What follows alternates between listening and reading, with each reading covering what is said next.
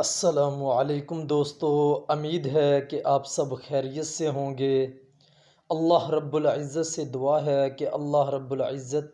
سب مسلمانوں کو اپنے حفظ و امان میں رکھے۔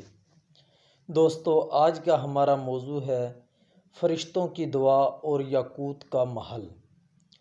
حضرت ابو سعید خدری رضی اللہ تعالی عنہ سے روایت ہے، فرماتے ہیں کہ رسول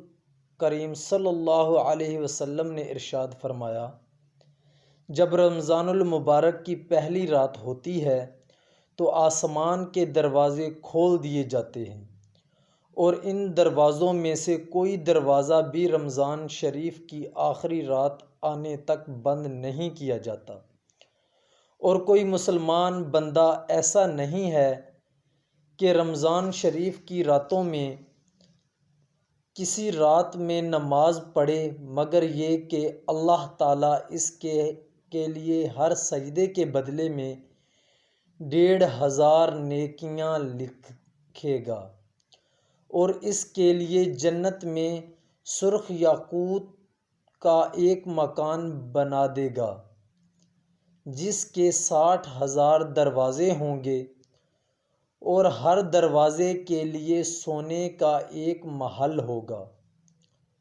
جو سرخ یاقوت سے آراستہ ہوگا۔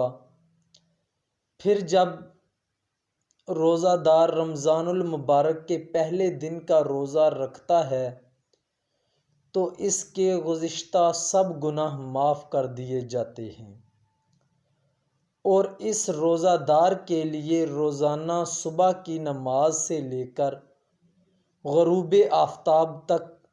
70,000 فرشتے اللہ تعالیٰ سے مغفرت چاہتے رہتے ہیں، اور رمضان شریف کی رات یا دن میں اللہ کے حضور جب کوئی سجدہ کرتا ہے تو ہر سجدے کے عوض اس کو جنت میں ایک ایسا درخت ملتا ہے جس کے سایہ میں سوار 500 برس تک چل سکتا ہے۔ فائدہ: رمضان المبارک میں ہر سجدے کے بدلے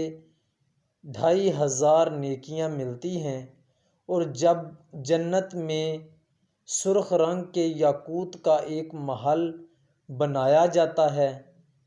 جس کے 60,000 دروازہ ہوں گے، اور روزہ دار کے پچھلے سارے گناہ صغیرہ معاف ہو جائیں گے، اس کے روزانہ صبح سے لے کر شام تک 70,000 فرشتے اللہ تعالیٰ سے مغفرت کی دعا کریں گے۔ ہر سجدہ کے بدلے میں جنت میں ایک ایسا درخت لگایا جائے گا